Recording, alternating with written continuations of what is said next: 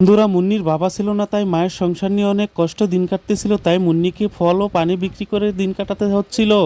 একদিন হঠাৎ করে এক বড় লোকের গাড়ির পিছনে ঘুমিয়ে পড়ে, কিন্তু বড় লোকটা অনেক ভালো ছিল, তাই মুন্নিকে দেখে অনেক বেশি মায়া হয়। তারপর ওই লোকটা মুন্নির ফল ও পানিগুলো সবগুলো কিনে নেয়।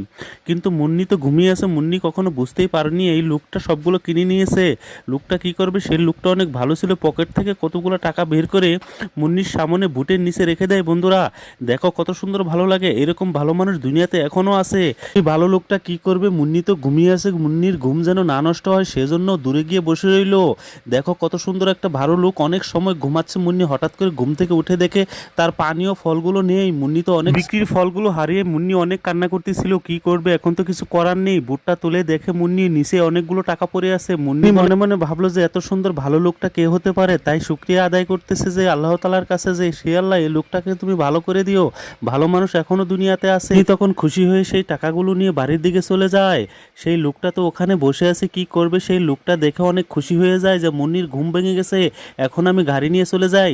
বন্ধুরা, যদি তোমাদের গল্পটা ভালো লাগে অবশ্যই চ্যানেলটা সাবস্ক্রাইব করে যাবে, এই লোকটার জন্য একটা লাইক দিয়ে যাবে।